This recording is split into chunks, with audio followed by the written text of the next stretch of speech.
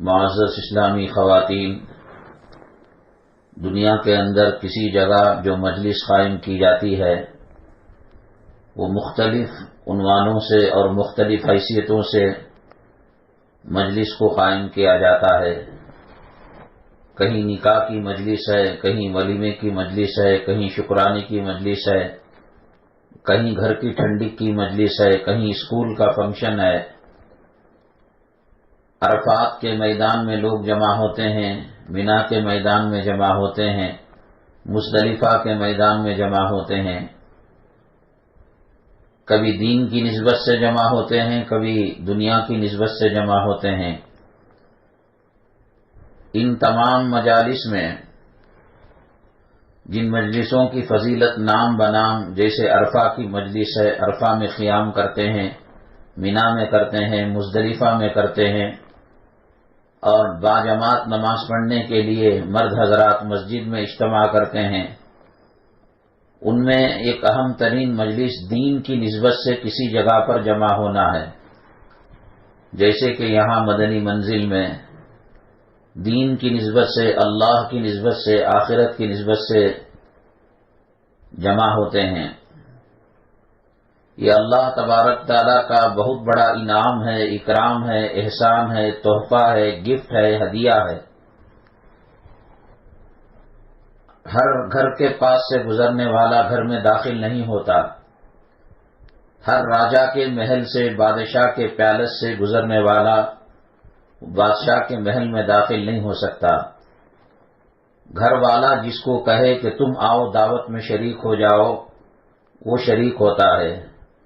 گھر میں ولیمہ چل رہا ہے، دعوت چل رہی ہے، آیت کریمہ کی محفل چل رہی ہے، ہر کوئی نہیں جاتا، جس کو مالک بلاتا ہے وہی آتا ہے۔ یہ دین کی مجلس جنت کی مجلس ہے۔ اللہ کے نبی جناب محمد الرسول اللہ صلی اللہ علیہ وسلم نے ارشاد فرمایا، جب تم لوگ جنت کی کاریوں میں گھوما کرو، پھرا کرو، تو خوب چر لیا کرو، خوب فائدہ اٹھایا کرو۔ صحابہ کرام رضوان اللہ علیہ مجمعین نے پوچھا، اے اللہ کے نبی صلی اللہ علیہ وسلم، جنت کی کیاریاں یعنی جنت کے چھوٹے چھوٹے باغ باغیچے کیا ہوتے ہیں؟ اللہ کے نبی صلی اللہ علیہ وسلم نے فرمایا، وہ دینی مجالس ہیں۔ اللہ جس کو چاہتا ہے بلاتا ہے، اور جس کو چاہتا ہے رد کر دیتا ہے، ریجیکٹ کر دیتا ہے۔ لاکھوں لوگ حج کا فارم بھرتے ہیں اور پرائیویٹ ٹور آپریٹروں کے ذریعے سے کوشش کرتے ہیں۔ اللہ جس کو منظور کرتا ہے، آقا دو عالم صلی اللہ علیہ وسلم جس کی سفارش کرتے ہیں، وہی حاجی بنتا ہے، حج کے لیے جاتا ہے، اللہ کے گھر جاتا ہے۔ کتنے بڑے محلے ہوتے ہیں مسلمانوں کے۔ صبح میں تہجد میں ایک ذرا کھڑکی سے باہر منہ نکال کر دیکھیے گا، کون تہجد پڑھتا ہے، کون فجر کے لیے اٹھتا ہے، کون دینی سرگرمیوں کے لیے اپنا وقت لگاتا ہے، پتہ چل جائے گا۔ اللہ جس کو چاہتا ہے اس کو قبول فرماتا ہے۔ فضائل اعمال کے اندر حضرت شیخ الحدیث مولانا زکریا صاحب نور اللہ مرقدہ نے ایک واقعہ لکھا۔ پرانے زمانے میں گاڑیاں اور یہ گوڈس وہیکل، سامان اٹھانے والی گاڑیاں، رکشے نہیں تھے۔ ایک دو چار گدھے ہوتے تھے، خچر ہوتے تھے اور گھوڑے ہوتے تھے۔ بازار سے سامان خرید کر وہ گھر تک پہنچایا کرتے تھے، اس کا وہ ہدیہ لیتے تھے اور وہ اس کی قیمت لیا کرتے تھے۔ لیکن بڑے گاؤں کے اندر یہ جانور کم پڑ جاتے، تو غریب لوگ بازار کے اندر بیٹھتے اور کہتے، ہم تمہارا سامان پہنچا دیں گے، 2 روپے دے دو، 5 روپے دے دو، یا اس زمانے کا جو معاملہ تھا، اس زمانے کی جو رقم تھی، مزدوری تھی، وہ دیا کرتے تھے۔ ایک صاحب امیر ترین بازار کے اندر سودا سلف خریدنے کے لیے آئے اور جانور نہیں ملا، تو کسی غلام کو کہا کہ آپ ہی اٹھا لیجئے اور گھر تک پہنچائیے گا، جو رقم چاہیے، جو مزدوری معمول ہے، 5 روپے دینا، 3 روپے دینا، 2 روپے یا 54 58 جو بھی ہو، معاملہ سودا طے ہو گیا۔ غلام نے کہا کہ حضور آقا، ایک شرط ہے میری، اگر درمیان سفر درمیان راستہ نماز کا وقت آ جائے تو میں سامان آپ کے حوالے کر مسجد میں نماز پڑھنے کے لیے چلا جاؤں گا، اور فرض نماز پڑھ کر جو وظائف ہیں پڑھ کر پھر بھی واپس آؤں گا۔ اتفاقاً ایسے ہی ہوا، سر راہ اذان ہو گئی، ظہر کی ہو عصر کی ہو، جو بھی اذان تھی وہ ہوئی، جو وقت بھی ہو وہ ہوا۔ تو وہ غلام اپنے مالک کو باہر مسجد کے چبوترے پر بٹھا کر اندر چلا گیا۔ ارے 3 منٹ ہوئے، 5 منٹ ہوئے، 10 منٹ ہوئے، 15 منٹ ہوئے، ایک نماز زیادہ سے زیادہ وضو کرنے میں اور فرض پڑھنے میں بہت زیادہ کھینچتان کرے تو 10-12 منٹ میں نماز ہو جاتی ہے، لیکن 25 منٹ آدھا گھنٹہ ہو گیا، نکلنے کا نام نہیں۔ ارے وہ بھائی غلام، ہم کو گھر جانا ہے، مہمان آ رہے ہیں، رات تاریک ہو رہی ہے۔ تو کہا کہ نہیں، ابھی تھوڑی دیر۔ اللہ کا ذکر کرنے والوں کو، دینی مجلسوں میں بیٹھنے والوں کو، دین سے وابستہ ہونے والوں کو جنت کے مزے آتے ہیں۔ اسی لیے اللہ کے نبی صلی اللہ علیہ وسلم نے یہ نہیں فرمایا کہ تم دینی مجلس میں خوب فائدہ اٹھایا کرو، حاصل کیا کرو۔ جن لوگوں کو دینی مجلس کا ذائقہ جو لوگ چکھ چکے ہوتے ہیں، کبھی ناغا ہو جاتا ہے، ایسا لگتا ہے کہ 7 زمین 7 آسمان کے خزانے لٹ گئے۔ آج بیان نہیں ملا، آج جمعہ نہیں ملا، آج عید کی نماز نہیں ملی۔ ایک قلبی تعلق اور دلی لگاؤ پیدا ہو جاتا ہے، اور سمجھنے آنے لگتا ہے کہ یہ جنت کی بہت بڑی نعمتیں ہیں، یہ اللہ تبارک تعالیٰ کی طرف سے قلب کی اطمینانیت اور قلب کے دل کے سکون کا ذریعہ ہے۔ یہ ہر کسی کو اللہ تعالیٰ نہیں دیتے یہ نعمت۔ جو آدمی بخار والا ہوتا ہے اس کو بریانی کھلاؤ، شربت پلاؤ، چائے پلاؤ، ہر معاملے کو کہتا یہ کڑوا ہے، وہ کڑوا ہے، اچار کڑوا ہے، بریانی کڑوی ہے۔ سب اپنی جگہ اللہ کی نعمتیں ہیں، اس کی زبان کڑوی ہو چکی ہے۔ اور اسی طریقے سے عرقان کا، پیلیا کا جو مریض ہوتا ہے، ارے یہ صاحب یہ دروازہ پیلا ہے، یہ پردہ پیلا ہے، اللہ نے اس کو اچھا بنایا، حسین بنایا، لیکن تیرے آنکھوں میں پیلیا کا مرض ہے، عرقان کا مرض ہے، پیلا کی چھا گئی ہے، اور پیلا چشمہ لگا ہوا ہے، ہر چیز پیلی نظر آتی ہے۔ جو مجلسوں کا ذائقہ سمجھ چکے ہوتے ہیں، جو اذان کا ٹیسٹ جان چکے ہوتے ہیں، جو نماز اور سجدوں کی کیفیت کو پہچان چکے ہوتے ہیں، جو محبوب اپنے حبیب سے بات کرتا ہے یا حبیب اپنے محبوب اللہ سے بات کرتا ہے، اس کی کیا لذت ہوتی ہے، کیا کیفیت ہوتی ہے۔ یہ لڑکا لڑکی غلط عشق میں، محبت میں پھنس جاتے ہیں، پارکوں کے اندر گھنٹوں گھنٹوں بات کرتے ہیں، اور پھر اس کے بعد کہتے ہیں کہ صاحب بڑا کم وقت ملا۔ حضرت فاطمہ الزہرا رضی اللہ تعالیٰ عنہ رات کو جگا کرتی تھی، اللہ کی عبادت کیا کرتی تھی، اور جب حضرت بلال حبشی رضی اللہ تعالیٰ عنہ اذان دیتے تو یوں کہتی، اللہ تو نے رات کو چھوٹا کر دیا۔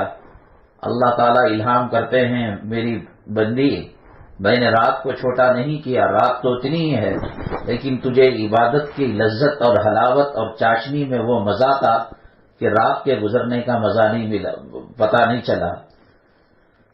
یہاں سے اگر کسی کو بامبئی جانا ہے، میسور جانا ہے، مدراس جانا ہے ٹرین میں، ایک تو لوکل بوگی ہوتی ہے، جنرل ڈبہ ہوتا ہے، اس میں کھچا کھچ مسافر بھرے ہوئے ہیں، کہیں پسینے کی بدبو آ رہی ہے، کسی کے سر میں جوئیں بھری ہوئی ہیں، کہیں ٹوائلٹ کا دروازہ کھلا ہوا ہے۔ اسی ٹرین کے اندر اسی رفتار کے ساتھ اسی راستے سے اے سی چیئر کار، اے سی فرسٹ کلاس کا ڈبہ بھی ہوتا ہے۔ وہ لوگ کہتے ہیں کہ مدراس کے جانے میں 4-5 گھنٹے کیسے گزرے پتہ ہی نہیں لگا، ایک نیند کا جھٹکا آیا اور اٹھ کر دیکھا تو مدراس۔ اور اسی ٹرین کے اندر جنرل ڈبے میں بیٹھے ہوئے ہیں، ان کو پتہ نہیں کہ استنجا لگا ہوا ہے، بھوک لگی ہوئی ہے، پیاس لگی ہوئی ہے، لیکن سفر بڑی مشقت سے اور تکلیف سے گزر رہا ہے۔ جن کو سجدوں کا مزہ آ جاتا ہے، جن کو تلاوت کا مزہ آ جاتا ہے، جن کو نماز کا مزہ آ جاتا ہے، جن کو دینی مجلسوں کا مزہ آ جاتا ہے، اسی لیے اللہ کے نبی صلی اللہ علیہ وسلم نے یہ نہیں کہا کہ مجلسوں سے گزرا کرو تو بیٹھ کر دین کی بات سن لو۔ آپ نے فرمایا جنت کے باغیچے سے تشبیہ دی، جنت کے کیاریوں سے مثال بیان کی اگر جنت کے کاریوں سے ہو کر گزرو اور اگر جنت کے محلوں سے ہو کر گزرو، اگر جنت کے باغیچوں سے ہو کر گزرو تو کچھ فائدہ اٹھا لیا کرو۔ اپنی طبیعت یہ بنا لینی چاہیے کہ نہ ٹی وی میں مزہ آئے، نہ گانے میں مزہ آئے، نہ کھانے میں مزہ آئے، نہ سونے میں مزہ آئے، نہ پوترا پوتری نواسا نواسی کے ساتھ مزہ آئے۔ مزہ آئے اللہ کے ذکر میں مزہ آئے، مزہ آئے اجتماع میں جا کر لذت میں مزہ آئے۔ حضرت حاجی امداد اللہ مہاجر مکی رحمۃ اللہ علیہ فرمایا کرتے تھے، اللہ جنت میں تو مجھے بھیجے گا جب بھیجنا ہے، قبر میں حساب و کتاب کے بعد رکھے گا۔ اللہ اس گنہگار کی ایک چھوٹی سی گزارش ہے، ایک چھوٹی سی فرمائش ہے، وقت یوں بھی کٹے گا یوں بھی کٹے گا، اللہ مجھے اجازت دیجیے قبر میں نماز پڑھا کرو، تیرے عرش کے نیچے نماز پڑھا کرو، جنت میں نماز پڑھا کرو۔ جنت کی نعمتیں نبی کریم صلی اللہ علیہ وسلم کی زبانی جو احادیث ہیں وہ ان کے سامنے ہیں کہ جنت میں یہ نعمت ہے، وہ نعمت ہے، یہ لذت ہے، وہ لذت ہے، پرندوں کے گوشت کا یہ مزہ ہے، شرابن طہورا کی ایک نہر ہے، مائے خالص پانی کی ایک نہر ہے، دودھ کی ایک نہر ہے، شہد کی ایک نہر ہے۔ سورہ محمد میں اللہ تعالیٰ نے ارشاد فرمایا کہ اس قسم کی نہریں بہیں گی۔ یہ سب کچھ جان کر کہا، اے اللہ مجھے سجدہ کرنے کی توفیق دے، مجھے نماز پڑھنے کی لذت کی حلاوت سے مجھے مالا مال فرما، اس لیے کہ نماز کی لذت کو وہ جاگ چکے تھے، وہ پہچان چکے تھے۔ جو خواتین جو حضرات ایسی مجالس کی لذت سے آشنا ہو جاتے ہیں ان کو الٹی گنتی کا انتظار رہتا ہے کہ ابھی 6 دن باقی ہیں، ابھی 5 دن باقی ہیں۔ لڑکا لڑکی بات کرتے ہیں، فون کرتے ہیں، پتہ نہیں چلتا، مجلسوں میں بیٹھ کر اللہ کا ذکر کرتے ہیں، اللہ کو یاد کرتے ہیں، اللہ تعالیٰ کے نام سے مجلس قائم کرتے ہیں، عجیب اس کی لذت ہے، عجیب اس کی آشنائی ہے۔ تو غلام لمبا وقت گزارنے لگا، مالک چیخنے لگا اگر تم نہیں آؤ گے تو میں دوسرا غلام کر لوں گا۔ تو اندر سے آواز دینے لگا، مالک آپ جو چاہیں کریں، میں اپنے وقت پر آؤں گا۔ مالک نے کہا، کون ہے تجھ کو روکے ہوئے ہے، کون ہے تجھ کو باہر آنے نہیں دیتا، کیا کسی نے جکڑ رکھا ہے، پکڑ رکھا ہے؟ تو غلام نے کہا، جس نے آپ کو اندر آنے سے روک رکھا ہے وہی اللہ مجھے اندر سے باہر جانے کے لیے پابندی لگا رکھی ہے۔ اس کے سینے میں جلن اٹھ گئی اور اس کو احساس ہوا اللہ کے گھر کے اندر اللہ تبارک تعالیٰ نے قبول کیا ہے تو غلام کو قبول کیا ہے اور مالدار باہر لٹک رہا ہے۔ ایسے ہی جو دینی مجالس کے اندر آتے ہیں، نہ یہاں ووٹ کی بات ہوتی ہے، نہ الیکشن کی بات ہوتی ہے، نہ ایم ایل اے کی بات ہوتی ہے، نہ ایم پی کی بات ہوتی ہے، نہ کونسلر کی بات ہوتی ہے، نہ بلڈنگ بنانے کا طریقہ بیان کیا جاتا ہے، نہ کھانا بنانے کا طریقہ بیان کیا جاتا ہے۔ یہاں بیٹھ کر اللہ اللہ کرتے رہتے ہیں۔ اس لیے مجلس اللہ کی نگاہ میں اور آسمان والوں کی نگاہ میں اتنی قیمتی ہے کہ فرشتے جب یہ مجلس ختم ہوتی ہے تو اس کا رپورٹ دینے کے لیے اللہ کے دربار میں پہنچتے ہیں۔ اللہ پوچھتا ہے، حالانکہ اللہ کو معلوم ہے کہ یہ کہاں سے آئے ہیں، کون کون بیٹھے تھے، کون بیان کر رہا تھا، کیا بیان کر رہا تھا، کتنی دیر مجلس چلی اور کتنی دیر دعا ہوئی، اللہ کو سب کو معلوم ہے۔ اللہ نے بلانے والوں کو بلایا۔ شادی کا روقہ ہر کسی کو نہیں دیا جاتا۔ جس کے دل میں ہماری عظمت ہو، جس کے دل میں ہماری محبت ہو اور جس کے آنے سے ہماری مجلس کی رونقیں بڑھیں، اس کو دعوت دی جاتی ہے۔ یہاں اس گلی کی صرف خواتین آ جائیں، یہ مدنی منزل اور جہاں مائک سسٹم کا انتظام ہے وہ جگہیں چھوڑ کر ساری گلی اور سارا اسکول، سارا محلہ ناکافی ہوگا۔ اللہ نے کہا کہ تم تھیٹر جا سکتے ہو، بازار جا سکتے ہو، ہلدی میں جا سکتے ہو، شکرانے میں جا سکتے ہو، ولیمے میں جا سکتے ہو، ادگھاٹن میں جا سکتے ہو، گھر کی ٹھنڈک میں جا سکتے ہو اور اینیورسری کی دعوت میں جا سکتے ہو، بفے سسٹم کی دعوت میں جا سکتے ہو، لیکن خبردار تمہارے دلوں میں سیاہی ہے، تمہارے جسموں کے اوپر گناہوں کا میل ہے۔ میں جسے چاہوں گا اپنے گھر بلاؤں گا، کعبہ بلاؤں گا، مدینہ طیبہ بلاؤں گا، مسجد بلاؤں گا اور دینی محفل کے اندر بلاؤں گا۔ تو لہٰذا اللہ نے جن کو بلایا ہے وہ اللہ کا شکر ادا کرے اور کہے، اللہ صحیح معنوں کے اندر اس سے فائدہ اٹھانے کی توفیق نصیب فرما۔ مجلس کی بے حرمتی، بے ادبی، گستاخی اگر ہو گئی ہو، اللہ معاف فرما۔ انشاءاللہ اس کے بدلے میں ہماری دنیا اور آخرت کی پریشانیاں دور ہو جائیں گی، بیماریاں دور ہو جائیں گی۔ اللہ اس کے صدقے میں ہمارے بچوں کی شادی کا مسئلہ، قرض کا مسئلہ، خاوند کے دل میں جو نفرت ہے وہ مسئلہ، داماد جو ظالم ملا ہے وہ مسئلہ، شادی میں جوڑے جہیز کی لعنت ہے وہ مسئلہ، اللہ اس کے صدقے میں جب بہت بڑا انعام دے رہے ہیں تو چھوٹی چیزیں اللہ کو دینے میں کیا پریشانی ہوتی ہے۔ اللہ پوچھتے ہیں فرشتوں کہاں سے آئے ہو؟ وہ کہتے ہیں اے اللہ، زمین پر ایک جگہ گروپن پاڑے کے چوتھے کلاس میں مدنی منزل میں تیرا ذکر ہو رہا تھا، آخرت کی باتیں ہو رہی تھی، تیری حمد و ثنا ہو رہی تھی، نبی کریم صلی اللہ علیہ وسلم کی شان کے اندر بہترین نعتیہ کلمات پیش کیے جا رہے تھے۔ اللہ تعالیٰ پوچھیں گے انہوں نے مجھے دیکھا ہے؟ انہوں نے میرے جلال کو، جمال کو، میرے حسن کو، میری خوبصورتی کو دیکھا ہے؟ فرشتے کہیں گے نہیں، بس وہ رسول اللہ صلی اللہ علیہ وسلم سے سنا ہے اس لیے آپ کا ذکر کرتے ہیں، وہ جنت کا تذکرہ کرتے ہیں، وہ جہنم سے ڈرتے ہیں۔ کیا انہوں نے جنت جہنم کو دیکھا ہے؟ نہیں، آپ کے حبیب پاک صلی اللہ علیہ وسلم سے سنا ہے، اور سن کر آنکھوں سے دیکھنے سے زیادہ، کانوں سے سننے سے زیادہ وہ دل کی گہرائی سے یقین رکھتے ہیں کہ اللہ نے جنت بنائی ہے، اللہ تعالیٰ نے جہنم بنایا ہے، اللہ نیکوکاروں کو بدلہ دیتا ہے، اللہ بدکاروں کے اوپر عذاب دیتا ہے، جہنم میں داخل کرتا ہے۔ اچھا، جنت کو دیکھا نہیں، جنت کا تذکرہ، جہنم کو دیکھا نہیں، جہنم سے ڈر، میری نعمتوں کو دیکھا نہیں، اس کے لیے دعائیں، اور میرے عذاب کو دیکھا نہیں، اس کے لیے بچنے کے لیے دعا ہے۔ فرشتوں تم گواہ رہو، وہ مجلس ختم ہونے سے پہلے میں نے ان کے صغیرہ گناہوں کو معاف کر دیا اور بڑے بڑے گناہوں کو توبہ کے ذریعے سے معاف کر دوں گا، اور میں نے ان کو مغفرت کا پروانہ دے دیا، میں نے ان کو جنت کی ٹکٹ دے دی، میں نے ان کو جنت کی سند دے دی، میں نے ان کا نام جہنم کے دروازے پر جو لکھا ہوا تھا وہ کھرچ دیا، میں ان سے راضی ہوں اور وہ مجھ سے راضی ہے۔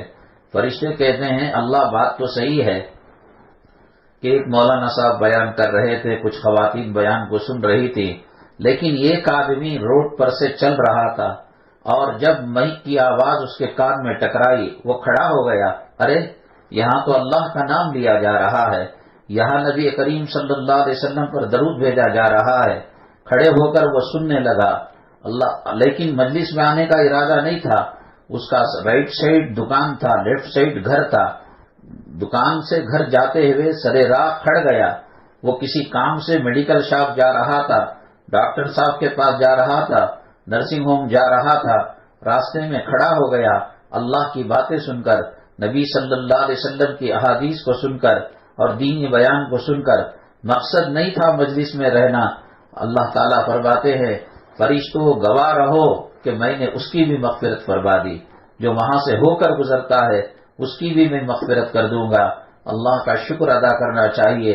کسی کو اللہ نے ٹی وی کے حوالے کر دیا، کسی کو خاوند کے جھگڑوں کے حوالے کر دیا، کسی کو دنیا کے پیچھے لگا دیا، یہ کپڑے پہنو پیٹ نہیں بھرتا، وہ زیور ڈالو پیٹ نہیں بھرتا، وہ زمین خریدو پیٹ نہیں بھرتا، 3 فلور بنو پیٹ نہیں بھرتا، 4تھا فلور بنو پیٹ نہیں بھرتا۔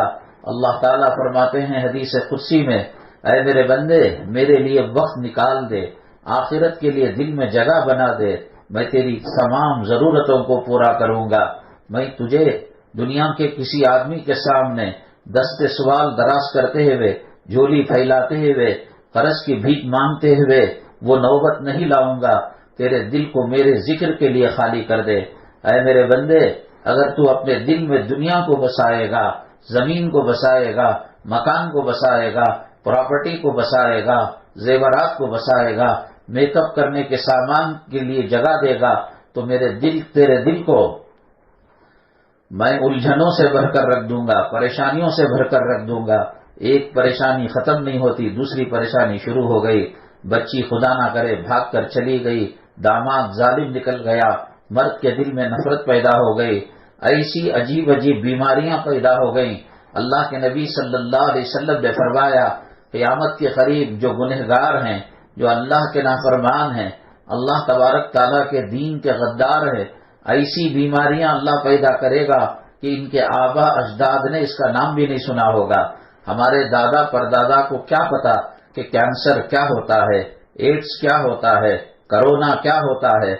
گناہوں کے سبب اللہ تعالیٰ ایسی نئی نئی بیماریاں، MBBS کے ڈاکٹر کو پوچھو کہ کرونا کیا ہوتا ہے، اگر وہ کرونا پڑھا ہوا ہوتا، جانا ہوا ہوتا تو اس کی دوا نہیں جانتا۔ جیسے بخار کو پڑھا ہوا رہتا ہے، سر کے درد کو پڑھا ہوا رہتا ہے، اور پیٹ کی بیماری انفیکشن کو پڑھا ہوا رہتا ہے، تو اس کی دوا وہی اسی میڈیکل سے مل جاتی ہے اور وہی وہ دوا طے کر لیتا ہے۔ اس کے باپ دادا کو پتا نہیں تھا کہ کینسر کیا ہوتا ہے، ایڈز کیا ہوتا ہے، کرونا کیا ہوتا ہے، ایبولا نام کی بیماری کیا ہوتی ہے، مچھر کے کاٹنے سے ڈینگو آتا ہے، وہ ڈینگو بیماری کیا ہوتی ہے، فلاں مرض کیا ہوتا ہے۔ اللہ فرماتے ہیں تم میری نافرمانی کرتے رہو گے، میرے زمین کا کھا کر مجھ سے غداری کرو گے، میرے آسمان کے نیچے رہ کر میری نافرمانی کرو گے، اور میرے محمد صلی اللہ علیہ وسلم کی امت میں پیدا ہو کر، مسلمانوں کے صفوں میں پیدا ہو کر، اسلام کا طریقہ تمہیں پسند نہیں، پردہ تمہیں پسند نہیں، حجاب تمہیں پسند نہیں، حلال کمائی تمہیں پسند نہیں، مرد کے چہروں پر نبی کی روشنی، نبی کے سنت کی روشنی، داڑھی تمہیں پسند نہیں، جبہ تمہیں پسند نہیں، اسلامی کلچر تمہیں پسند نہیں، اسلامی لباس تمہیں پسند نہیں، سر پر عمامہ ڈالنا پسند نہیں، سر پر ٹوپی ڈالنا پسند نہیں، برقع پہننا پسند نہیں، حجاب پسند نہیں، شرم و حیا کی چیزیں پسند نہیں، تو میں بھی تمہارے دلوں کے اندر غموں کے پہاڑ ڈال دوں گا۔ ایک غم، ایک دکھ ختم ہونے کو نہیں ہوگا، دوسرا دکھ شروع ہو جائے گا۔ ایک پیر کا علاج کیے، پیٹ کی بیماری شروع ہو گئی، پیٹ کا علاج شروع کیے، سینے کی بیماری شروع ہو گئی، سینے کے درد کا علاج کیے، سر کی بیماری شروع ہو گئی، آنکھوں کی بیماری شروع ہو گئی، کانوں کی بیماری شروع ہو گئی۔ صبح نہار پیٹ جو اللہ کی رضا کے لیے اللہ کا قرآن اٹھاتے ہیں، نماز پڑھتے ہیں، تہجد پڑھتے ہیں، اللہ کے دربار میں مصلی کو بچھا کر مصلی کو تر کر دیتے ہیں، آنکھوں کے آنسوؤں سے اللہ ان کا وکیل ہو جاتا ہے، اللہ ان کا کفیل ہو جاتا ہے۔ شیخ الاسلام حضرت مولانا حسین احمد مدنی نور اللہ مرقدہ جب تہجد پڑھا کرتے تھے اور فجر کو اٹھانے کے لیے اور فجر کو بلانے کے لیے جو خادم، جو شاگرد حضرت کے پاس جاتے اور کہتے حضرت جی نماز کا وقت ہو چکا ہے، تشریف لے جائیے، حضرت کہتے اس مصلی کو مسجد لے جائیے گا اور وہاں پر بچھا دیجیے گا۔ شاگرد کہتے ہیں کہ ہم جب مصلی اٹھاتے ایسا بھیگ چکا ہوتا جیسا برسات کے قطروں سے کوئی کپڑا بھیگ جاتا ہے، ہم نچوڑ کر جھٹک کر اس کو پھر مسجد کے اندر بچھایا کرتے تھے۔ حضرت رات کو رویا کرتے تھے، رات کو تڑپا کرتے تھے۔ جو اللہ کے مقام کو جانتا ہے، جو جہنم کے عذاب کو پہچانتا ہے، جو اللہ کی قدرت کو پہچانتا ہے، وہ اللہ کے ساتھ ٹھٹا نہیں کرتا، اللہ کے ساتھ مقابلہ نہیں کرتا۔ پولیس کی طاقت کو جو جانتا ہے، پولیس سے مٹبھیڑ نہیں کرتا۔ لاک ڈاؤن کے درمیان آپ نے دیکھا ہوگا پولیس ڈنڈوں سے مارتی ہوتی ہے، کسی کا سر کھل جاتا ہے، کسی کی ہڈیاں فریکچر ہوتی ہیں۔ ایک باڑ کے اندر ایک نوجوان پولیس سے الجھا، اتنا مارا گیا کہ وہ شہید ہو گیا۔ اور اس سے پہلے دو سال پہلے امبیڈکر کالج کے پاس رات میں دادی کے لیے دوائی لینے میڈیکل شاپ لے کر جا رہا تھا، راستے میں چیکنگ کرنے والوں نے پوچھا، ان کے ساتھ الجھ گیا، اسٹیشن لے جا کر اتنا مارا کہ اس کے گردے کڈنیاں فیل ہو گئی۔ وہ جو لوگ اس طاقت کو پہچانتے ہیں وہ پنگا نہیں لیتے، وہ مقابلہ نہیں کرتے۔ اللہ کی طاقت کو جنہوں نے پہچانا کہ جس نے قوم نوح کو پانی میں تباہ کر دیا، نیست و نابود کر دیا، قوم سمود پر کون سا عذاب آیا، قوم لوط پر کون سا عذاب آیا، اور قوم عاد پر کون سا عذاب آیا۔ اللہ تعالیٰ کے عذاب کی طاقت کو جو پہچانتا ہے، اللہ کی قوت کو جو پہچانتا ہے، اللہ کے جہنم کے عذاب کو جو پہچانتا ہے، اللہ تعالیٰ کے قبر میں فرشتوں کے ذریعے سے ہتھوڑا مارنے کی طاقت کو جو پہچانتا ہے، کیا کبھی اس کی ہمت ہوگی کہ وہ نماز کو چھوڑے، وہ پردے کو چھوڑے، وہ حیا کے دامن کو چھوڑے، وہ حرام کے لقمے استعمال کرے؟ وہ ایسی زندگی گزار کر چلے جائیں گے مگر اللہ کے عذاب کو دعوت نہیں دیں گے۔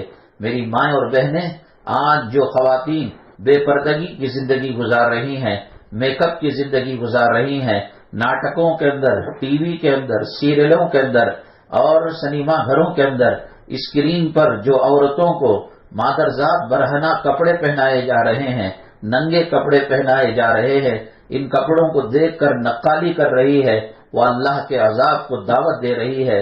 اللہ کی طاقت کو اس نے پہچانا رہی، اللہ کی قوت کو اس نے پہچانا رہی، جس اللہ نے 7 آسمان کو بنایا، 7 زمین کو بنایا۔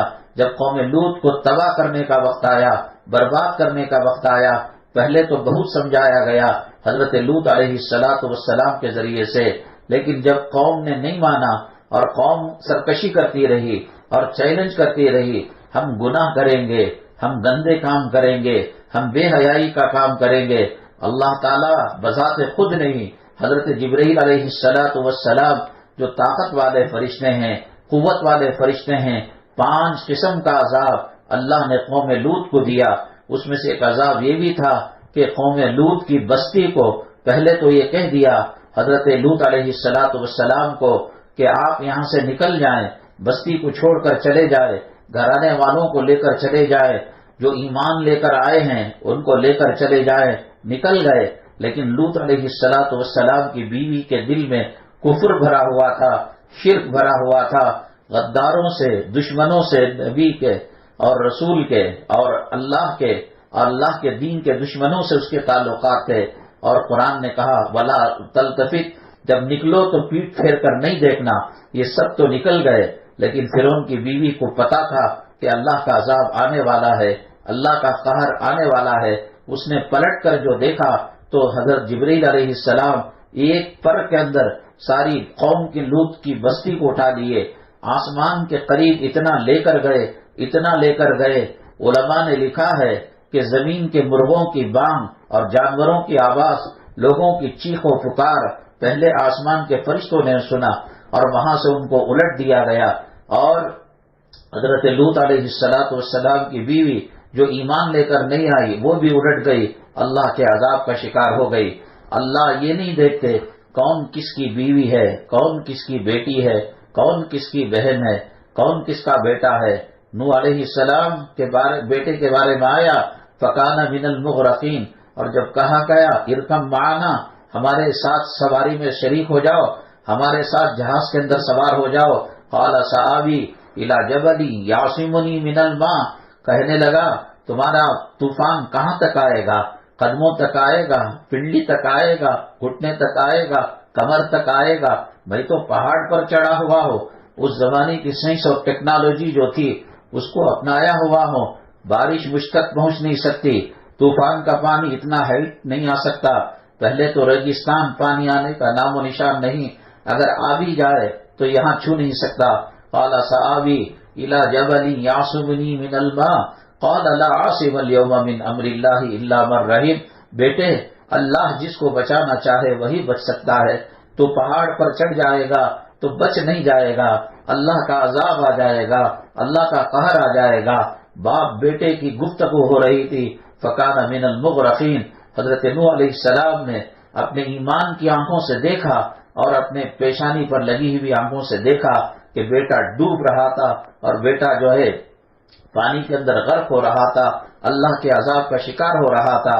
پھر ان کے دل میں ہمدردی پیدا ہوئی، اللہ سے دعا کی اللہ ایمان کی دولت بیٹے کو دے دے، عذاب سے بچا لے۔ اللہ تعالیٰ نے حضرت نوح علیہ السلام سے کہا یا نوح اے نوح انہ لیس من اہلک، یہ تیرا بیٹا نہیں ہے، انہ عمل غیر صالح، اس کا کام اچھا نہیں ہے، جس نے کلمہ پڑھا، جس نے تیری بات مانی وہ تیرے پریوار والے ہیں۔ حضرت لوط کی بیوی بات نہیں مانی، وہ پریوار والی نہیں تھی۔ لوط علیہ السلام کے ساتھ دوسری قوم نے ایمان لایا، وہ ان کے پریوار والے تھے۔ نوح علیہ السلام کے ساتھی ڈوب گئے، بعض جو ایمان لے کر نہیں آئے، جو بیٹا ایمان لے کر نہیں آیا وہ پریوار والے نہیں تھے، اور جو کچھ تعداد کے اندر جہاز کے اندر سوار ہو گئے وہ ان کے پریوار والے تھے۔ انہ لیس من اہلک انہ عمل غیر صالح فلا تسألنی ما لیس لک بہ علم، اے حضرت نوح علیہ السلام، یہ بیٹا ایمان لے کر نہیں آیا ہے، یہ تمہارا نقش قدم پر نہیں چل سکتا، تمہاری کشتی میں سوار نہیں ہو سکتا، میری ماں جس نے اللہ کی طاقت کو پہچانا نہیں ہے، اللہ کی قوت کو پہچانا نہیں ہے، اللہ کے قہر کو جانا نہیں ہے، اللہ کے عذاب کو جانا نہیں ہے، اللہ تعالیٰ نے سورہ حاقہ کے اندر فرمایا کأنہم اعجاز نخل خاویہ، ایسے ان کو گرا دیا، لمبے لمبے لوگ تھے، ہزاروں سال جیا کرتے تھے، جیسے کھجور کا درخت، یوں سمجھیے کہ جیسے ناریل کا درخت جڑ سے کاٹ دیا گیا ہو اور زمین پر دھڑام سے گر گیا ہو، ایسے وہ قوم کے لوگ کأنہم اعجاز نخل خاویہ فہل تری لہم من باقیہ، کیا تم ان میں کی کوئی نشانی اب دیکھتے ہو؟ اللہ کے عذاب کو چیلنج کرتی ہے عورت، جب عورت بے پردہ ہوتی ہے، جب عورت خاوند کا دل دکاتی ہے، جب عورت بچوں کو دنیا کے راستے پر چلاتی ہے۔ میری ماں 2 سال کی بچی کو منڈے چٹ کپڑے پہنانا، بغلیں دکھانا، سینہ دکھانا، اسکرٹ پہن کر اس کی ران دکھانا، اس کے گھٹنے اور پنڈلیاں دکھانا، کوسی شریعت میں لکھا ہوا ہے، کوسی کتاب کے اندر لکھا ہوا ہے، جو کپڑے بڑوں کو پہنانا حرام ہے وہ کپڑے چھوٹے بچوں کو پہنانا حرام ہے۔ جو چیز مردوں کو حرام ہے، سونے کا استعمال کرنا، چاندی کا استعمال کرنا، گلے میں زنجیر کا استعمال کرنا، سونے اور چاندی کی بڑی بڑی انگوٹھیوں کا استعمال کرنا، چھوٹے بچے کے لیے بھی یہ سونا اور چاندی حرام ہے، انگوٹھی پہنانا حرام ہے، گلے کے اندر چاندی کی زنجیر ڈالنا حرام ہے۔ لیکن اللہ سے یوں کہہ رہے ہیں اے اللہ تو طاقت ہے تو عذاب دے کر بتا، ہم ٹی وی دیکھیں گے، ہم ہر ہفتے بازار کے اندر جا کر بازار کا کھانا کھائیں گے، کمرشل کا چکر لگائیں گے، یم جی روڈ کا چکر لگائیں گے، موج کریں گے، مستی کریں گے۔ اللہ کے عذاب کو جان کر کافر نے نہیں پہچانا الگ بات ہے، اس لیے کہ وہ محمد صلی اللہ علیہ وسلم کا کلمہ پڑھا ہوا نہیں ہے، وہ قرآن پڑھا ہوا نہیں ہے، وہ حدیث پڑھا ہوا نہیں ہے، وہ نبی کی سیرت پڑھا ہوا نہیں ہے، وہ مسلمان کے خاندان میں پیدا ہوا نہیں ہے۔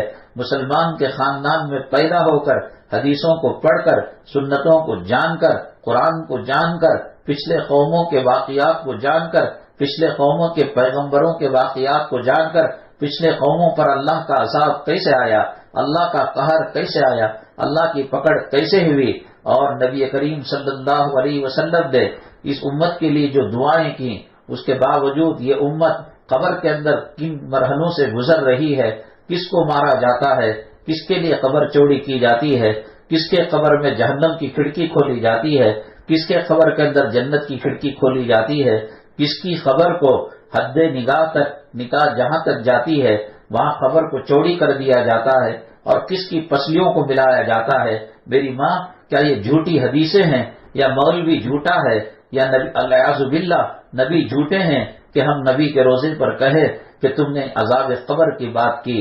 اللہ کے نبی صلی اللہ علیہ وسلم نے فرمایا کہ قبر کے اندر جو ہتھوڑا مردے کو مارا جاتا ہے، ایک مرتبہ مارنے سے 70 گز مردہ زمین میں دفن ہو جاتا ہے، ایک مرتبہ بچھو ڈنک مارنے سے 70 مرتبہ کی موت کی سختی سے زیادہ جسم کو تکلیف ہوتی ہے۔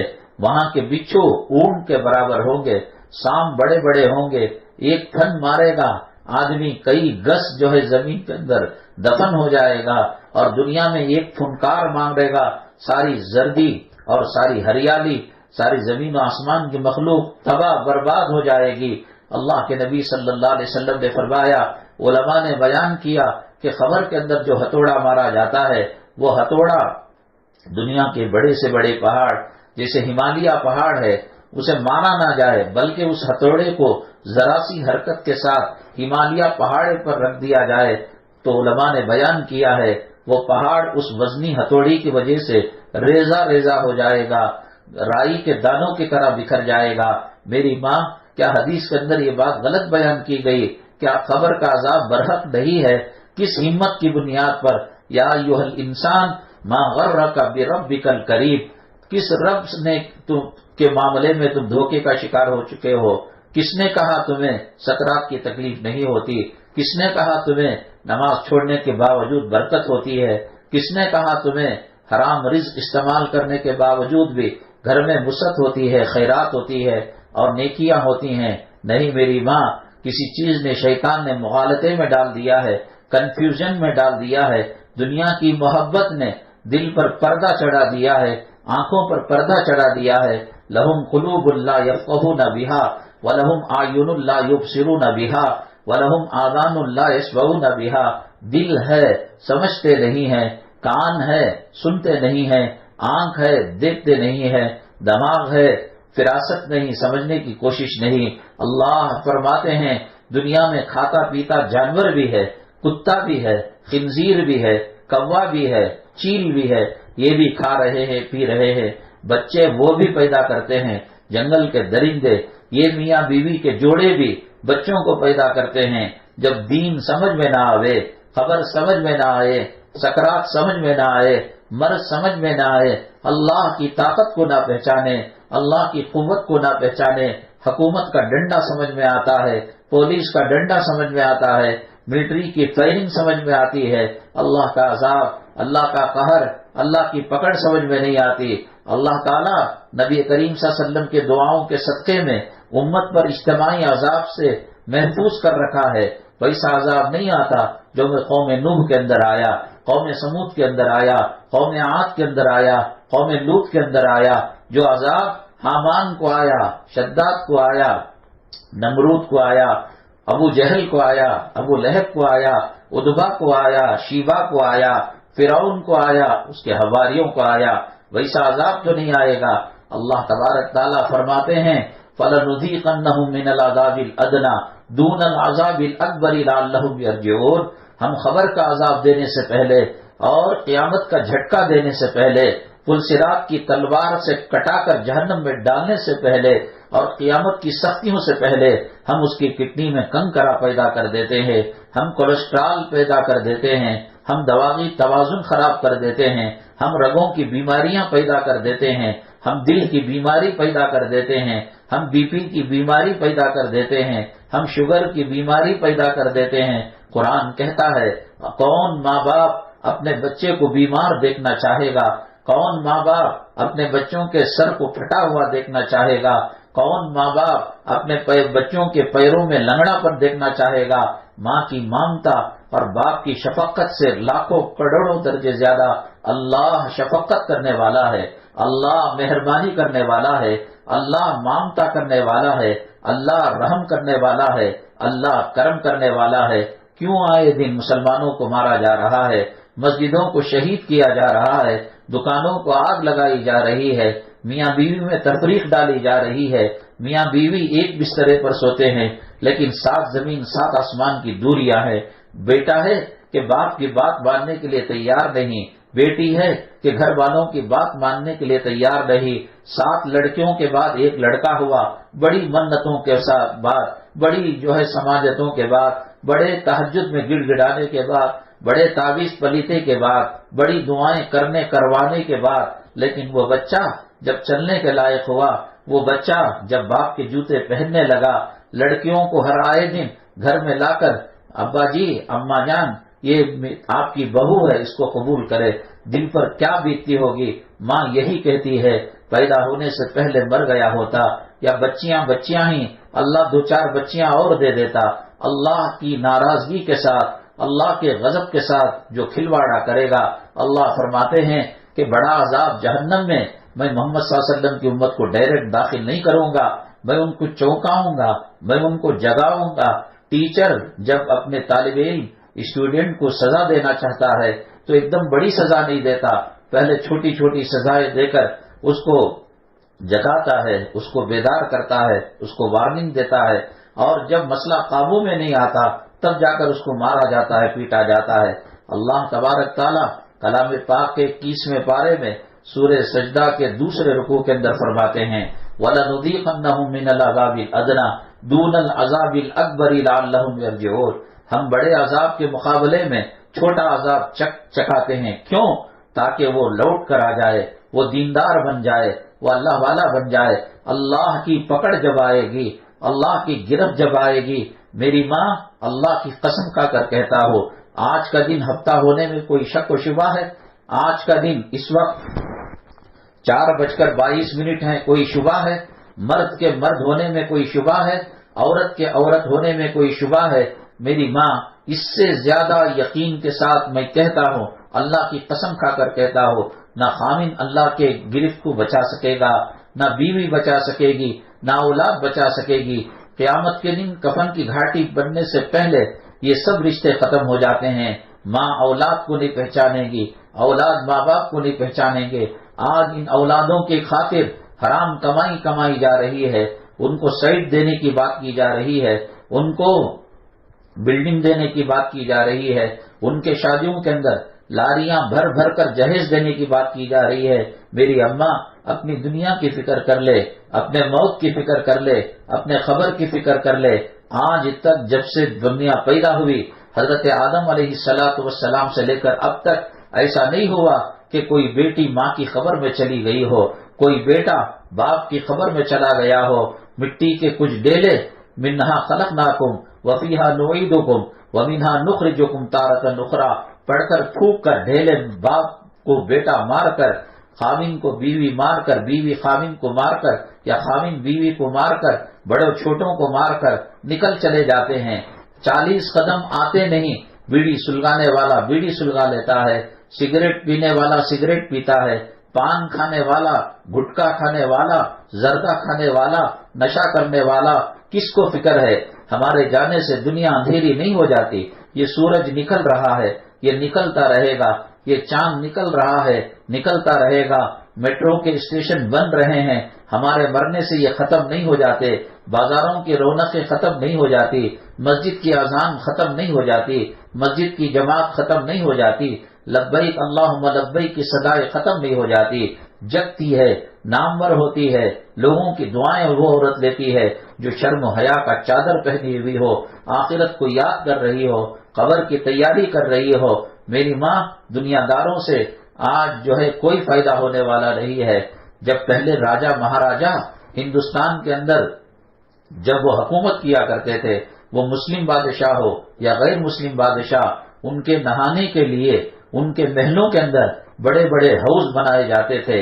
اس حوض کے پانی کے اندر گلاب کی پنکھڑیاں، چمیلی کے پھول، جتنے پھول اس علاقے میں ملتے ان کو بکھیر دیا جاتا تھا۔ تو پھر ان کی نوکرانیاں اور ان کی خادمات جو ہوتی تھی گھر کے اندر، اس محل کے اندر، ان کو دودھ سے نہلاتی تھی اور ان کو گلاب سے نہلاتی تھی، اور وہ جو پھولوں کا حوض ہے اس کے اندر ان کو نہلایا کرتی تھی۔ اس کے بعد ان کا میک اپ کیا جاتا تھا، ہر بال کے اندر 2 موتیاں پروئی جاتی تھیں۔ آج ان کی خبر کہاں ہے؟ آج ان کا حسن کہاں چلا گیا؟ آج ان کی خوبصورتی کہاں چلی گئی؟ یہ ٹوٹے ہوئے قلعے، یہ بکھری ہوئے جو ہے محلات، یہ کھنڈر ہم کو کہہ رہے ہیں کہ بڑے راجہ اپنے گھر میں حفاظت سے نہ رہ سکے، وہ رانیاں جن کے غسل کے اندر دنیا بھر کے گلاب استعمال ہوتے تھے، پھول کی پنکھڑیاں استعمال ہوتی تھی، دودھ سے ان کو نہلایا جاتا تھا، ہر بال کے اندر 2 موتی پروئے جاتے تھے، کہاں گئی وہ مہارانیاں؟ کون ان کو یاد کرتا ہے؟ کون اپنی لڑکیوں کو ان کا نام رکھتا ہے؟ ایک مہارانی ہے، رسول اللہ صلی اللہ علیہ وسلم کی لخت جگر ہے، نور نظر ہے، دل کی ٹھنڈک ہے، کلیجے کی حرارت ہے، جو غریب ایک چادر کے اندر پوری زندگی گزارتی ہے، اور اس چادر کے اندر جگہ جگہ پیبند لگے ہوئے ہیں، فقر و فاقے کی زندگی گزارتی ہے، کبھی 3 دن چولہا نہیں جلا، کبھی 7 دن چولہا نہیں جلا، کبھی مہینہ بھر چولہا نہیں جلا، لیکن سخاوت، دریا دلی، اللہ کے راستے میں خیرات کرنا اس کا مشغلہ تھا۔ افطاری کے لیے کچھ چیز رکھی ہوئی رہتی ہیں، فقیر آتا ہے اور صدا لگاتا ہے، اے محمد صلی اللہ علیہ وسلم کی نور نظر، اے محمد صلی اللہ علیہ وسلم کی لخت جگر، اے محمد صلی اللہ علیہ وسلم کی کلیجے کی حرارت، اے وہ خاتون جس کا نام جمعہ کے ہر خطبے میں نام لیا جاتا ہے، وسیدۃ نساء اہل الجنت فاطمہ، جنتی عورتوں کی سردار حضرت فاطمہ رضی اللہ تعالی عنہا ہے۔ کہاں گئی وہ مہارانیاں؟ کہاں گئی شاہ جہاں کی بیویاں؟ کہاں گئی اکبر کی بیویاں؟ کہاں گئی اورنگزیب کی بیوی؟ کہاں گئی بڑے بڑے بادشاہوں شہنشاہوں کی خادمائیں؟ اور کہاں ہیں وہ محل؟ جا کر تو دیکھو صحیح، لال قلعے کو دیکھو، اور جا کر تو دیکھو آگرہ فورٹ کے اندر ان کے قلعوں کو دیکھو، ان کے محلوں کو دیکھو، ایسا بنایا ہوا تھا کہ لگتا ہے کہ ان کو موت کا سامنا کرنا نہیں ہے، سکرات کا سامنا کرنا نہیں ہے، کفن کے اندر لپٹنا نہیں ہے۔ بڑے بڑے محل ان کو موت سے نہیں بچا سکے، بڑی بڑی دولتیں ان کو موت سے نہ بچا سکی۔ ان کو کینسر کیا تھا معلوم نہیں، ان کو ایڈز کیا تھا معلوم نہیں، ان کو ڈینگو کیا تھا معلوم نہیں، ان کو کرونا کیا تھا معلوم نہیں، ان کو کڈنی کا پتھر کیا ہے معلوم نہیں، ان کو آنکھ کی پتلی کے اندر جو بیماری پیدا ہوتی ہے وہ پتا نہیں، ان کو ENT کا پتا نہیں، ان کو آؤٹ پیشنٹ کا پتا نہیں، ان کو ان پیشنٹ کا پتا نہیں، مزے کے اندر زندگیاں گزار رہے تھے۔ لیکن کل نفس ذائقۃ الموت، کل من علیہا فان کے تحت موت آ گئی، سب مر کر چلے گئے۔ آج ان کے نام لیوا کوئی نہیں رہا، آج ان کی قبروں کا پتہ نہیں ہے۔ ایک غربت میں زندگی گزارنے والی خاتون، ایک فقر و فاقے میں زندگی گزارنے والی خاتون، نبی کریم صلی اللہ علیہ وسلم کی صاحبزادی، نبی کریم صلی اللہ علیہ وسلم کی نور نظر، نبی کریم صلی اللہ علیہ وسلم کی لخت جگر، نبی کریم صلی اللہ علیہ وسلم کی آنکھوں کی سرما۔ آج وہ خاتون کو کون کسی گلی ایسی ہے دنیا کے اندر بتائیے کہ جہاں مسلمان بستے ہوں اور ان میں کسی بچی کا نام فاطمہ نہ ہو؟ یہ وہ فاطمہ رضی اللہ تعالیٰ عنہا ہے جو غربت کی زندگی، افلاس کی زندگی، فقر و فاقے کی زندگی گزار کر چلی گئی، اللہ کو راضی کرنے کی زندگی گزار کر چلی گئی۔ شرم و حیا کا ایسا پاس تھا کہ چہرے کے علاوہ، ہاتھ کے پنجوں کے علاوہ، پیر کے پنجوں کے علاوہ کسی باہر بے پردگی کی بات تو دور کی بات، اپنے بچوں نے، حضرت حسن حضرت حسین نے، وہ فرمایا میری زندگی کے اندر میں نے ماں کے سر کے بال نہیں دیکھے۔ ایک مرتبہ عید کا چاند نظر آ رہا تھا، مدینے کے بچے بچیاں خوشیاں منا رہے تھے، وہاں دف چل رہا تھا اور وہاں اشعار پڑھے جا رہے تھے، وہاں قصیدے پڑھے جا رہے تھے، وہاں نبی کریم صلی اللہ علیہ وسلم کی شان میں نعت شریف پڑھی جا رہی تھی۔ اللہ کے نبی صلی اللہ علیہ وسلم مبارکبادی دینے کے لیے رمضان کے روزوں کی، رمضان کے تراویح کی، رمضان کے سحر کی، رمضان کے افطار کی دینے کے لیے آئے۔ اے فاطمہ، کیا عید کی خوشیاں نہیں مناتی؟ کیا چاند کو نہیں دیکھتی؟ حضرت فاطمہ رضی اللہ تعالیٰ عنہ کی وہ اٹھان، وہ تربیت، وہ روحانی جو ہے تربیت کا یہ نتیجہ تھا کہ حضرت فاطمہ رضی اللہ تعالیٰ عنہ نے کہا ابا آپ کا حکم سر آنکھوں پر، آپ کہیں آگ کی دریا میں کودنے کے لیے ہم آگ کی دریا میں کود جائیں گے، آپ کہیں سمندر میں ڈبکی لگانے کے لیے ہم سمندر میں ڈبکی لگا دیں گے، آپ کہیں کہ یہاں سے نکل کر جنگل چلے جائیں اور جانوروں کے حوالے ہو جائے، ابا یہ سب کچھ کرنے کے لیے تیار ہے۔ لیکن آپ کی بیٹی کی جو تربیت آپ نے کی ہے، حیا کا چادر جو اڑایا ہے، شرم کی جو چادر آپ نے اڑائی ہے اور شرم و حیا کا جو لباس آپ نے پہنایا ہے، ابا آج میں چاند کو نہیں دیکھ سکتی۔ کہا کہ شریعت میں تو ایسی کوئی بات نہیں بیٹی، کس نے منع کیا ہے؟ کیا عورت چاند نہیں دیکھ سکتی؟ نہیں ابا میں نہیں دیکھ سکتی۔ کہا کہ کیوں بیٹی، کیا معاملہ ہے؟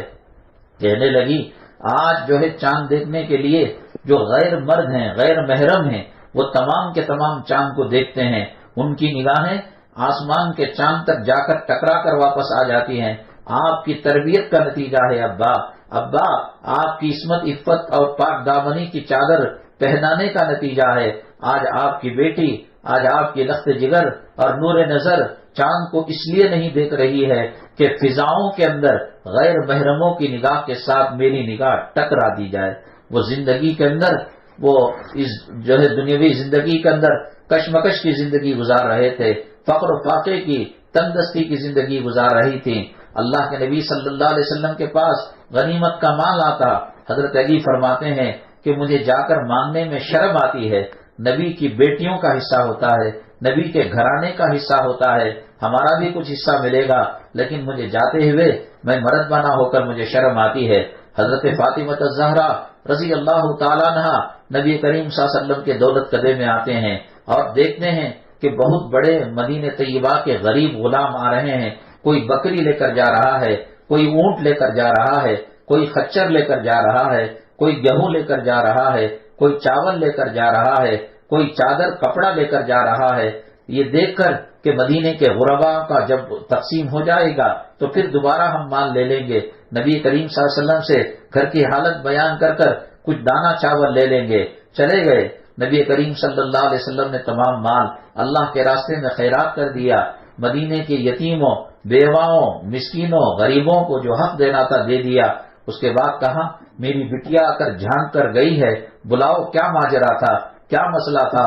بچوں نے کوئی تکلیف تو نہیں تھی، خامن سے کوئی پریشانی تو نہیں ہے، کیوں آئی؟ عام طور سے نہیں آتی ہے۔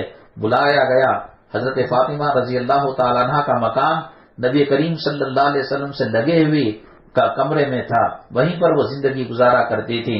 بلایا گیا، حضرت فاطمہ رضی اللہ تعالیٰ نے تشریف لائی، ابو السلام علیکم ورحمۃ اللہ وبرکاتہ۔ ابو نے کہا وعلیکم السلام ورحمۃ اللہ وبرکاتہ، بیٹی کیسے آنا ہوا؟ یہ تمہارے چہرے پر، تمہارے ہونٹوں پر یہ سوکھی پپڑیاں کیوں ٹوٹ کر گر رہی ہیں؟ یہ آنکھیں دھسی ہوئی کیوں ہے؟ یہ وہ عورت ہے جو جنتی عورتوں کی سردار ہے، یہ وہ عورت ہے کہ دنیا کے ہر ممبر پر اس کا نام لیا جاتا ہے۔ اے میری ماں، اے میری بہن، اے میری امت کی بیٹی، کہاں بھاگ رہی ہے؟ کہاں جا رہی ہے؟ یہ فلمیں والے تیرا لباس نوچ کر رکھ لیں گے، تیری عزت کو نیلام کر دیں گے، تیری آبرو کو سرے بازار بیچ کر ڈال دیں گے، تجھے ننگی کر کے رکھ دیں گے۔ ایک کتا، ایک بھیڑیا، ایک جنگل کا درندہ اتنا ہوس پورا نہیں کرتا۔ یہ کمبخت کمینے ہمارے ایمان کے ڈاکو ہیں، ہمارے ایمان پر ڈاکہ ڈالنے والے ہیں۔ حضرت فاطمہ فرماتی ہیں ابو جان، اس رب کی قسم جس نے آل محمد کو پیدا کیا، آل محمد کا رب ہے، اس کی قسم کھا کر میں کہتی ہو کہ 3 دن 3 رات ہو گئے، گھر میں چولہا نہیں جلا، بچے پریشان ہیں۔ میں یہ سوچ کر آئی مدینے کے غربا کو مال دیا جا رہا ہے، مدینے کے یتیموں کو مال دیا جا رہا ہے، وہیں محمد کی بیٹی کو کچھ مل جائے گا۔ اللہ کے نبی صلی اللہ علیہ وسلم نے فرمایا اگر تو چاہے میری بیٹی 5 بکرے میں تجھ کو دے دو، یا اگر تو چاہے 5 کلمے میں تجھے دے دو۔ بیٹی بھی محمد صلی اللہ علیہ وسلم کی تھی، حضرت علی کی بیوی تھی اور حضرت حسنین کی والدہ تھی۔ بیٹی نے کہا ابا بکرے کبھی مل جائیں گے، یہ 5 کلمے کبھی نہیں مل سکتے، آپ مجھے دے دیجئے۔ اول کلمہ، دوم کلمہ، جو 5 کلمے ہیں اللہ کے نبی صلی اللہ علیہ وسلم نے دیا۔ آج میری ماں جسم کی تھکان دور کرنے کے لیے اسپا اور جو ہے مالش وغیرہ مساج سینٹر قائم کیا جاتا ہے۔ اللہ کے نبی صلی اللہ علیہ وسلم کی بیٹی صاحبزادی نے آ کر شکایت کی، اے اللہ کے نبی صلی اللہ علیہ وسلم، گھر گھر میں غلام ہیں، گھر گھر میں بانیاں ہیں، گھر گھر کے اندر نوکر ہیں، بہت پریشان ہوں، بہت تکلیف مجھے ہوتی ہے، ہاتھوں کے اندر گٹے پڑ چکے ہیں، بیچ جنگل میں جا کر رات کی تاریکی میں پانی سینک کر لانا پڑتا ہے، چکی چلانی پڑتی ہے، بچوں کی پرورش کرنی پڑتی ہے، یہ غلام دے دیں، باندی دے دیں۔ اللہ کے نبی صلی اللہ علیہ وسلم نے فرمایا میری ماں اگر ہم رسول اللہ صلی اللہ علیہ وسلم کی امت میں پیدا ہوئے ہیں، میری ماں اگر ہم نے حضرت فاطمہ کو نبی کی صاحبزادی تسلیم کیا ہے، ہمیں مساج سینٹر کی ضرورت نہیں، ہمیں اسپا کی ضرورت نہیں، ہمیں ٹیبلٹ انجیکشن کی ضرورت نہیں۔ نبی کریم صلی اللہ علیہ وسلم نے جنتی خاتون، جنتی خواتین کی سردار اور جنتی عورتوں کی شہزادی حضرت فاطمہ کو فرمایا حضرت فاطمہ میری بیٹی 33 مرتبہ سبحان اللہ پڑھ لے، 33 مرتبہ الحمدللہ پڑھ لے، 34 مرتبہ اللہ اکبر پڑھ کر سو جا، تیری تھکان دور ہو جائے گی۔ حضرت فاطمہ فرماتی ہیں رضی اللہ تعالیٰ عنہ جب میں عمل شروع کرنے لگی، صبح میں اٹھتی، تہجد میں اٹھتی، ایسا لگتا حشاش بشاش اور بڑی پھرتی کے ساتھ، بڑی انبساط کے ساتھ اور پوری چاقو چست ہو کر میں اٹھا کرتی تھی۔ یہ تربیت فرمائی اللہ کے نبی صلی اللہ علیہ وسلم نے۔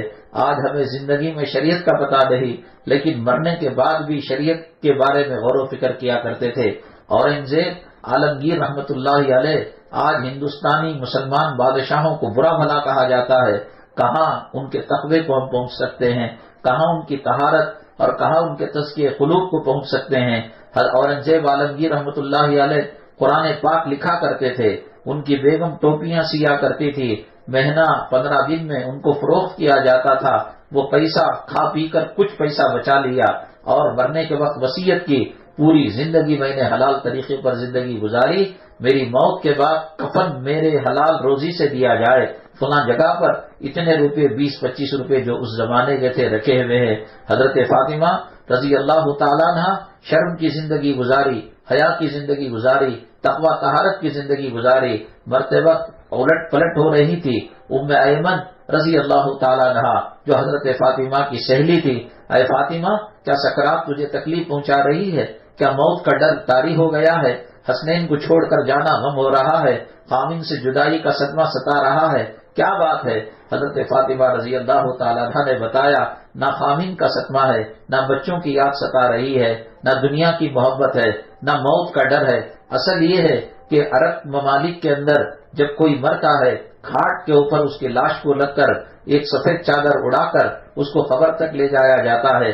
میں نے زندگی میں آنکھوں کی نگاہ کی حفاظت کی، کانوں کی حفاظت کی، ظاہر کی حفاظت کی، باطن کی حفاظت کی۔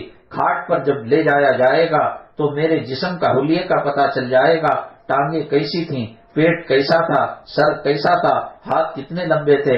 جس نے ساری زندگی حیا کی چادر اوڑھ کر بال اپنے بچوں کو نہیں دکھائے ہوں گے اور سوکھتے کپڑے خاوند نے نہیں دیکھے، غیر محرم تو کیا گھر کا مرد بانا نہیں دیکھا تھا، ایسا احتیاط کی زندگی گزار کر اس پر میں جا رہی ہوں۔ ام ایمن رضی اللہ تعالیٰ عنہ نے فرمایا، میری بہن ڈرنے کی ضرورت نہیں ہے۔ حبشہ میں گئی ہوئی تھی، وہاں عورتوں کے جنازوں کو دیکھا کہ جیسے مچھردانی کی طرح لکڑیاں لگا کر اس کے اندر میت کو رکھا جاتا ہے، تب جا کر تسلی ہوئی۔ کلمہ پڑھ کر سجدے میں جا کر حضرت فاطمہ رضی اللہ تعالیٰ عنہ نے جام شہادت نوش کیا۔ میری مائیں اور بہنیں اگر عزتیں ملتی ہیں تو حضرت فاطمہ کے طریقے پر ملیں گے، نبی کے طریقے پر ملیں گے، شریعت کے طریقے پر ملیں گے، قرآن کے طریقے پر ملیں گے، حدیث کے طریقے پر ملیں گے۔ یہ فلموں میں، یہ ناٹکوں میں کام کرنے والا جو حسن نظر آ رہا ہے، میری ماں وہ ایک دھوکہ ہے۔ یہ دنیا ایسی ہے، یہاں کے سکھ میں دکھ ہے، یہاں کے خوشیوں میں غم ہے، یہاں کے اچھائیوں میں خرابیاں ہے۔ الا بذکر اللہ تطمئن القلوب، جو ہمیں راحت ملے گی، جو ہمیں آرام ملے گا، جو ہمیں سکون کی زندگی ملے گی۔ اگر آپ جنتی زندگی کے مزے لینا چاہتے ہو، قرض سے بچنا چاہتے ہو، بڑے اللہ کے عذاب سے، قہر سے بچنا چاہتے ہو، میری ماں نبی کریم صلی اللہ علیہ وسلم کے طور طریقوں کو اپنانا پڑے گا۔ اللہ ہمارے گناہوں کو معاف فرمائے، خطاؤں کو درگزر فرمائے۔ اللہ ایمان والی زندگی ہمیں گزارنے کی توفیق نصیب فرمائے، نماز کی توفیق نصیب فرمائے، روزے کی توفیق نصیب فرمائے، تلاوت کی توفیق نصیب فرمائے، نبی کریم صلی اللہ علیہ وسلم پر درود پڑھنے کا معمول بنائے۔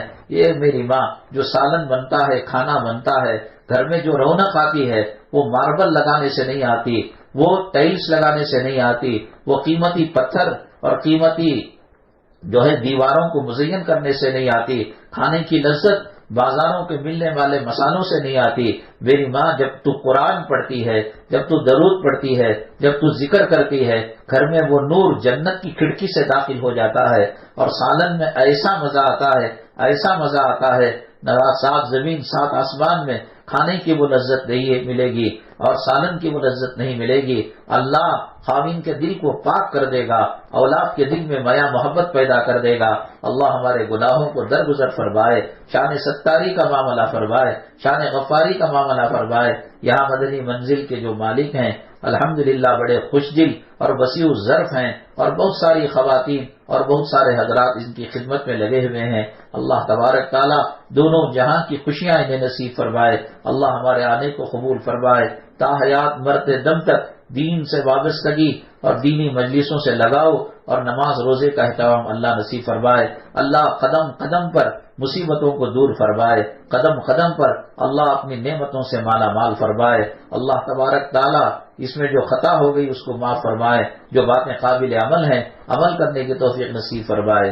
الحمدللہ رب العالمین والصلاة والسلام علی سید المرسلین وعلی آلہ وصحبہ اجمعین ومن تبعهم بإحسان إلى يوم الدين۔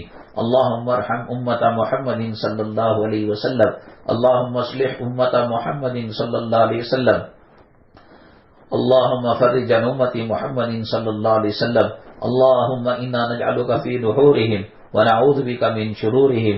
سبحان ربك رب العزة عما يصفون وسلام على المرسلين والحمد لله رب العالمين۔